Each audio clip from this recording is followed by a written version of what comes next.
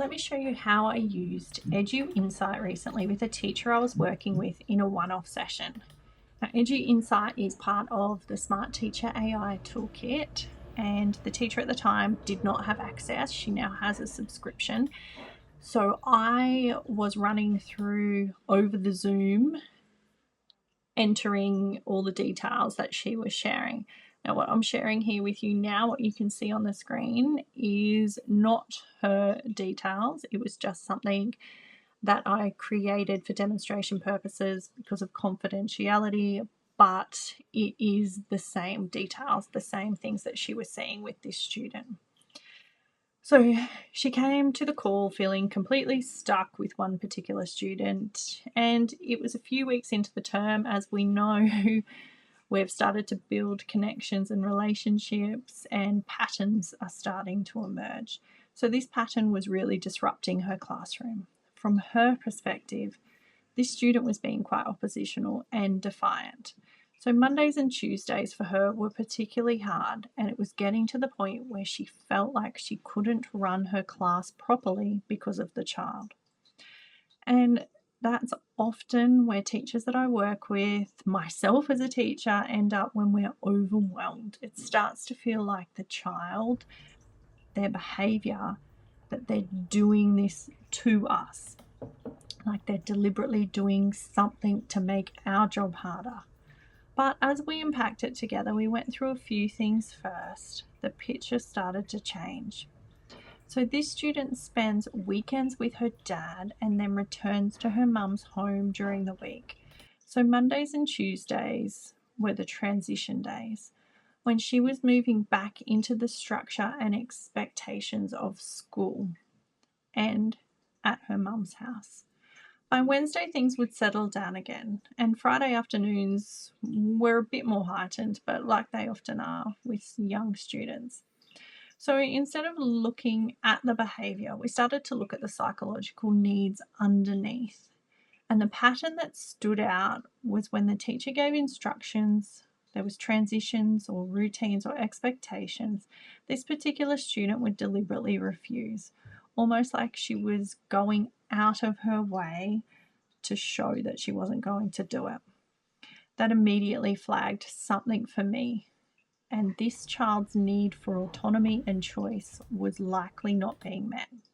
So when you think about it from her perspective, she's moving between two homes. Adults are making decisions about where she goes, when she goes, what she does, and then she comes into a classroom where it's also very structured.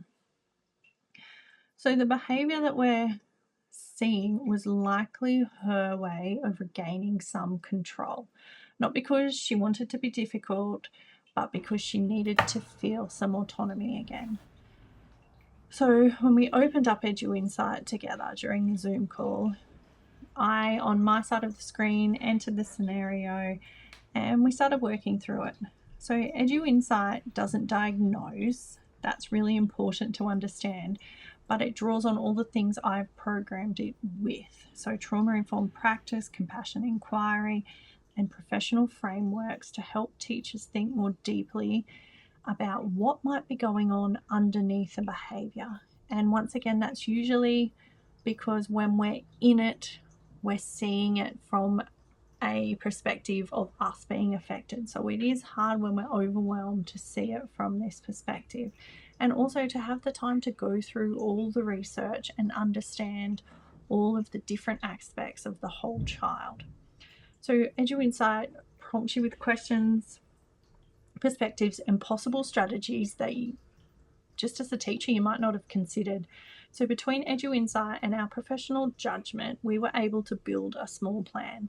Nothing complicated, just simple ways to reintroduce choice and autonomy for that student during these harder days.